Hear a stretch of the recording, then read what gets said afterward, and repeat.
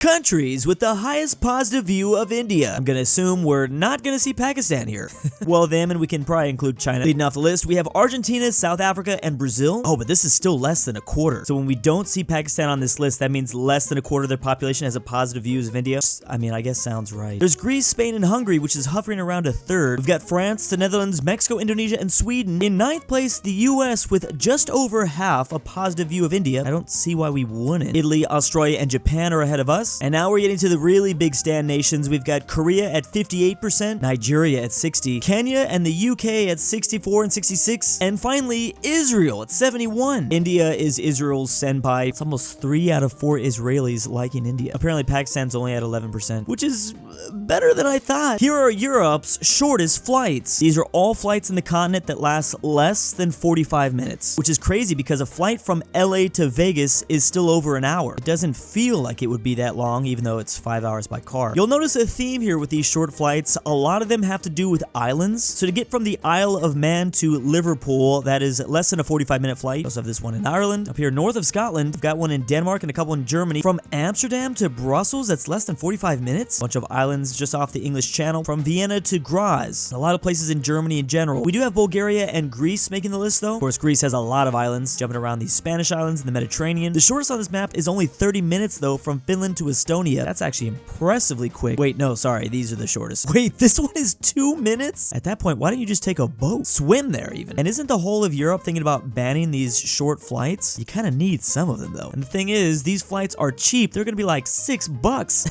Maybe not that cheap, but they're a lot cheaper than using trains sometimes. Which celebrity earns the most from Instagram? I didn't know you could make these types of numbers from Instagram. I'm pretty sure they've paid me like $70 in the last 2 years. In the US, it's Ellen DeGeneres at 33 million. What is she doing? Oh, it's gotta be these reels. She's probably making bank from these reels. And then who knows what other types of sponsors she's getting in. Then there's Justin Bieber out of Canada at 4 mil. Is this per year or per month? Oh, okay, per year. However, Ronaldo makes the most out of the entire world at 85 million. That one doesn't shock me as much. He just has to breathe and they're gonna pay him. And actually, all of the red countries in Europe are sports people, or sports persons, sorry. I figured Conor McGregor would be making more than a mil. Dua Lipa's winning in the United Kingdom? But wait, isn't she Albanian? Maybe this is about current residents? This girl from Malta, Emily Jones, making a whole $830. Still like 5 times more than me. Oh, this girl's Brazilian? Messi only making a little bit less than Ronaldo out of Argentina. You would think their numbers would be a bit more similar though, especially considering like, you know, he won. Maybe he doesn't invest a lot of time in Instagram. A lot of celebrities and influencers making good money in Africa, more than some of these people that I'm seeing out of the Caribbean. This dude's winning in India. K-pop. Oh, Chris Hemsworth from Australia. I forgot he's from there. And the UFC fighter Israel Adesanya. Literally, Instagram's holding out on me because I'm not seeing a penny. These are the final 4 countries left from Geography Now. He's been doing incredible videos about every country on Earth, and he's been going alphabetically for years. This is going to be equivalent of Avengers Endgame for Geography YouTube when he finally finishes. You definitely don't want to miss out. So obviously, as I said, because he's going alphabetically, we have countries like Vietnam, Yemen, and Zimbabwe, and Zambia. This is probably going to be the year where he finally completes his journey. Can't wait to see that final video. This is almost 10 years in the making. The United States by percent of population born in the state of residence. So the darker of color we see out of each state, the more likely the resident was actually born in that same state. I've seen a map like this before, but this one's actually broken down by county. And funny enough, all eyes are on Nevada. Nobody is born in Nevada. They just learn how to Nevada. I believe the vast majority of people currently living in Nevada were from California. I mean, it looks like back in 1975, they only had about 500,000 people living there. Now they're at 3 million, and it's really exploded in the 2000s. I feel like every Californian has thought about moving to Nevada. I've thought about moving to Nevada. That no state income tax will do that to you. Of course, this region in general is kind of like that. There's not a lot of people that live here. Wyoming is also another state that has no state income tax. These places are incentivizing people to move there. Insane to see how Florida's like this. I just figured there'd be a lot more people in Florida. There's a lot of people that just moved to Florida. Well, except for the regions that are closer to the Deep South, the Deep South has probably some of the highest residencies of people born and never left that state. Actually, same for the Midwest. Hampshire and Vermont seem to be pretty light. Funny to see a lot of the big cities in California. A lot of people weren't actually born there. I get this map though. I mean, it's hard to leave what you know. Eligible countries for the U.S. Diversity Visa Lottery Program. This is also known as a green card lottery, and this is usually for citizens from a country with low immigration rate to the U.S. The countries in yellow are actually ineligible. There's probably other programs for them, but all the other places do have a chance. It's a lottery system, so it's going to be a little random. But pretty much all of Europe except for the UK, you know, Pakistan, India, China, but you know, there's Russia, Mongolia, a lot of the Middle East. Pretty much every country in Africa except Nigeria, and the US has blocked out most places in North America, except no Cuba. South America is kind of half and half. So every year, a limited number of immigrant visas are available to people meeting certain eligible requirements. According to this, 9.4 million people apply, but only 50,000 are issued. Oof, it really is like winning the lottery. The highest and lowest temperature ever recorded in European countries. So in the UK, the highest was 40 degrees Celsius in 2022. That's only 104, but considering how high up the UK is, how close it is to the North Pole, that's pretty scary. Of course, the lowest temperature in the UK is negative 27. Okay, that is terrifying. Scotland, man, you guys all right up there? I think we're gonna notice a trend here. The highest recorded temperature is always gonna be lower than the lowest. I mean, geographically speaking, it's gonna be lower on the map, closer to the equator. However, that is not always the case because you have to consider mountain ranges like the Alps. So Germany's lowest recorded temperature was in 2001. That is like negative 45 degrees Fahrenheit as well. It's about the same conversion. Whereas the highest is in 2019 near the lowlands. Of course, for the Nordics, their highest recorded temperatures are going to be more south, whereas their lowest are more towards the North Pole. Dang, these are crazy numbers. How did they register this all the way back in 1886? Norway, that's impressive. It was a perfect example, of course, in Sicily. They had their highest recorded temperature. Yeah, that's going to be like 116 degrees Fahrenheit. But their coldest is going to be more towards the mountain range and more north. It does get quite hot in the south of Spain, especially because it's pretty close to Africa. It gets pretty cold up here. Turkey's two temperatures seem to be at about the same latitude. Oh man, and then there's Russia. Here's their hottest and of course their coldest way up here. Oh, this is the European part of Russia. I was going to say Siberia's got to get even colder than that. Negative 72 degrees Fahrenheit. And we wonder why the No-No Germans couldn't take them over. Or in fact, anyone can't take over Russia in the winter. The history of the Super Bowl, since that just happened, so believe it or not, even though there have been over 50 Super Bowls, only a few cities have still hosted. It's because they returned to more cities than anything. Miami, New Orleans, and Los Angeles have the top three. Pittsburgh Steelers have the most wins, but they are tied with the Patriots. It's Niners and the Dallas. We'll see if the Niners can tie the sixth. But then there's the team with the most trips to the Super Bowl. That's the New England Patriots. The team with the most losses are the Denver Broncos with 5. Funny enough, because the Patriots have gone a lot, they've also lost a lot. Of course, the poor Bills with 4 consecutive losses. How have they never had a Super Bowl in New York or even Seattle? Countries that have appeared in the most video games. So unsurprisingly, the US has appeared in 2,500 video games, whereas Canada in 672. Man, that's a lot of video games. Can we get the list? Of course, Japan's also going to have a lot with 860. Isn't every Mario game basically in Japan? Australia with 362. What games are these? Methodology, we collected data from Wikipedia on 15,000 games featuring real-world locations. Brazil, only 204. Figured there'd be a bit more. The tiny nation of Liechtenstein has appeared in 2 video games. That is shocking. There's got to be a place that hasn't appeared at all, right? A lot of places in Africa that have only appeared once. Mexico actually has Brazil beat out with 278 locations. Thinking like Red Dead Redemption, I know you can go to Mexico there, but where else? I'm the last guy that should be asking these questions. Does strategy games count? Like, because all these countries obviously come out in strategy games, map games specifically. India, only 121 times. You can also break down every state. New York, of course, is the place that have appeared the most in video games. In California, Texas is actually very low. Arizona almost has Texas beat out. Oh, and Nevada does. People love doing video games in Vegas. And actually, Vegas is the 4th most popular place to set a video game in. California's only 2nd because we have both Los Angeles and San Francisco. Oh, there we go. Finally, some examples. LA Noire, I remember that game. Horizon Forbidden West in San Francisco. New York City, of course, Marvel Spider-Man. Tom Clancy's Rainbow Six Vegas. Oh, I love that game. Is the Perfect Dark in Chicago. Twisted Metal, Washington, D.C. Dang, I forgot about that. Miami Law, Forza, The Last of Us in Seattle. Interestingly, though, if you include all the cities from around the world, New York City's still number 1, but London is 2. London with an example of The Getaway, and then Tokyo's 3 with Yakuza. Then we have Paris with Assassin's Creed. Again, these are just examples.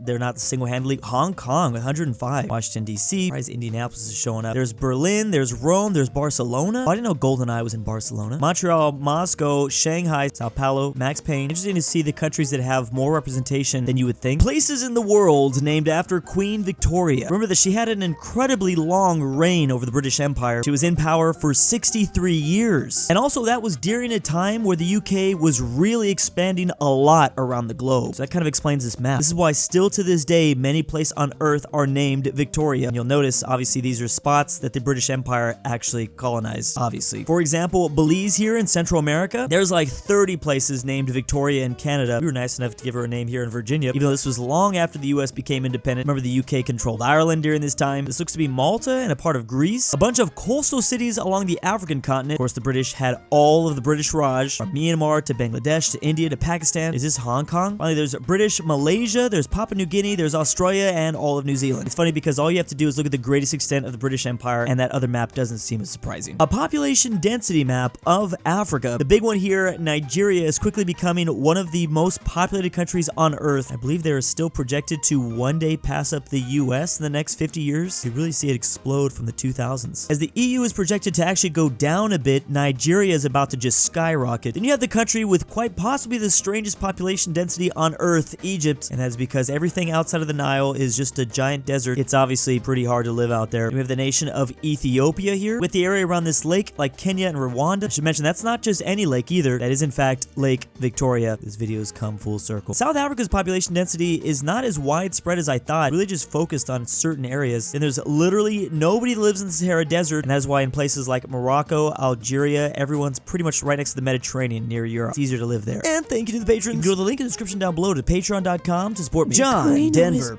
Jack Traven's annoying friend. I can't sleep without Drew's voice. Henrik Hedlund, Fredrik Tibblin, Drew, it's your dad back with the DaBeautiful-MEGAN-Underwood, Carmel Amateur Archaeology, sebby, if you hear this, I love you, LuxembourgLover, Tambre, and ZaneyBoi.